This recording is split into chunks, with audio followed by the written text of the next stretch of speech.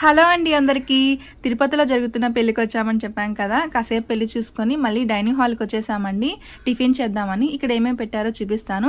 Sweet అయితే కేసరి పెట్టారు, ఆ తర్వాత వడ, ఇడ్లీ, పూరి, పొంగలి, ఇంకా చట్నీ, సాంబార్, అల్లం పచ్చడి అనమాట.